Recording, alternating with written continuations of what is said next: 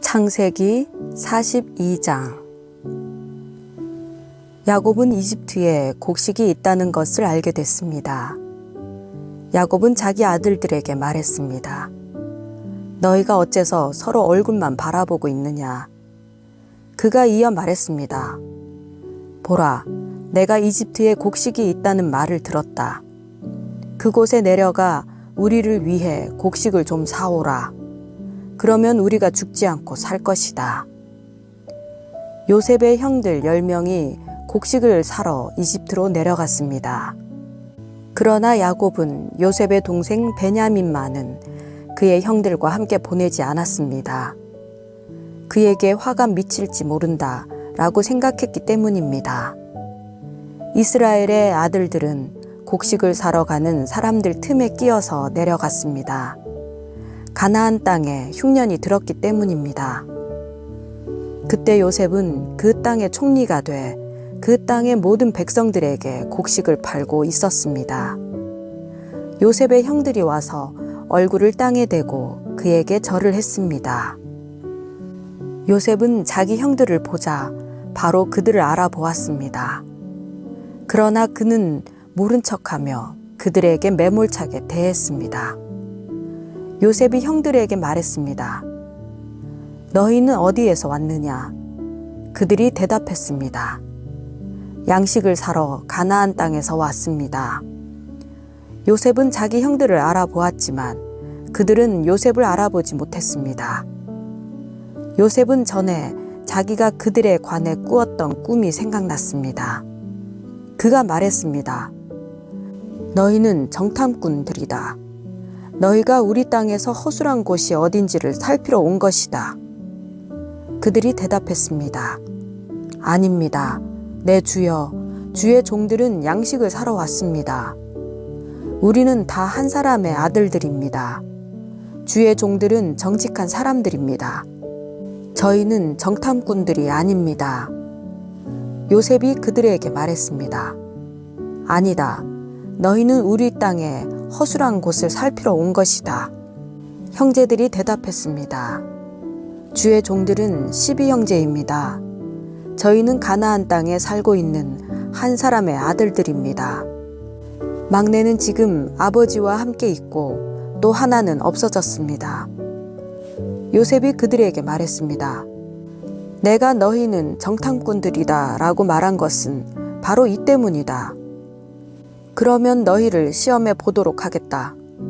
바로의 살아계심을 걸고 맹세하지만 너희 막내가 여기 오지 않는 한 너희가 이곳에서 빠져나가지 못할 것이다.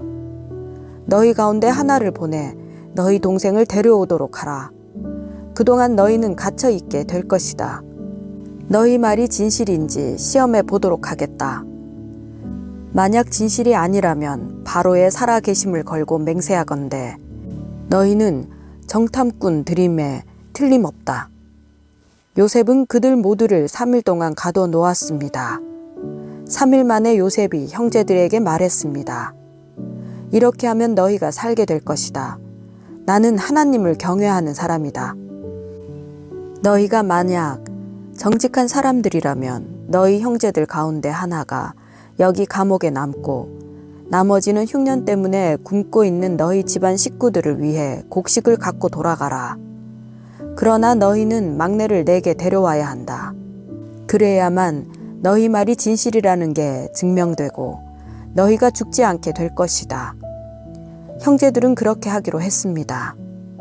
형제들이 서로 말했습니다. 정말로 우리가 우리 동생 때문에 벌을 받고 있구나. 그가 그렇게 괴로워하는 것을 보고 또 그가 목숨을 구해달라고 우리에게 사정을 할 때 듣지 않아서 우리가 이런 괴로움을 당하고 있는 것이다. 르우벤이 말했습니다. 내가 그 아이에게 죄를 짓지 말라고 했는데도 너희가 내 말을 듣지 않았다. 이제 우리가 그의 핏값을 치르게 됐다. 그들 사이에는 통역관이 있었기 때문에 그들은 요셉이 자신들의 말을 알아듣고 있는 줄을 몰랐습니다. 요셉은 형들에게서 물러나와 울었습니다. 그러고 다시 돌아와서 그들에게 말하고 형제들 가운데 시므온을 골라내서 그들이 보는 앞에서 묶었습니다. 요셉은 종들을 시켜 형제들의 자루를 곡식으로 채우되 각 사람의 돈을 각자의 자루에 도로 넣어주며 여행에 필요한 음식들도 따로 주라고 명령했습니다. 그들은 그대로 행했습니다. 형제들은 나귀에 곡식을 싣고 그곳을 떠났습니다. 그들 가운데 하나가 여관에서 나귀에게 먹이를 주려고 자루를 열었다가 자루 아귀에 자기 돈이 그대로 들어있는 것을 발견했습니다. 그가 자기 형제들에게 말했습니다. 내 돈이 도로 돌아왔다. 여기 내 자루 속에 돈이 들어있어. 그러자 그들의 마음이 철렁 내려앉았습니다. 형제들은 놀라서 서로에게 말했습니다. 하나님께서 우리에게 왜 이런 일을 행하셨을까?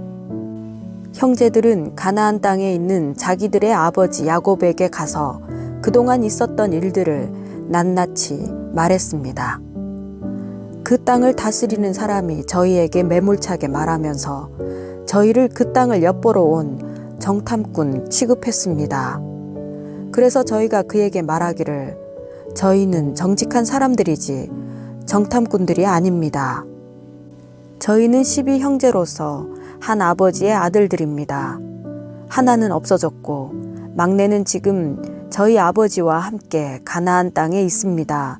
라고 했습니다. 그러자 그 땅을 다스리는 사람이 저희에게 말했습니다.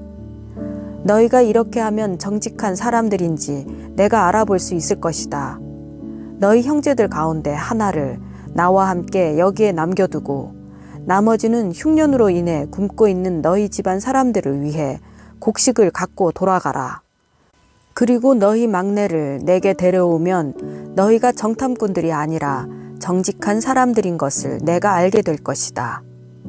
그러면 내가 너희 형제를 다시 내줄 것이며 너희는 이 땅에서 자유롭게 다닐 수 있을 것이다. 라고 말입니다. 형제들이 각자 자기 자루를 비우려고 보니 모든 자루마다 돈꾸러미가 도로 들어 있었습니다. 그 돈꾸러미들을 보고 그들과 그들의 아버지가 겁에 질렸습니다. 아버지 야곱이 그들에게 말했습니다. 너희가 내 자식들을 빼앗아 가는구나. 요셉이 없어지더니 시므온도 없어지고 이제는 베냐민마저 데려가려 하는구나. 너희 모두가 나를 괴롭히는구나. 르우벤이 아버지에게 말했습니다. 만약 제가 베냐민을 다시 아버지께로 데려오지 못한다면 제 아들 둘을 죽이셔도 좋습니다. 베냐민을 제 손에 맡기십시오.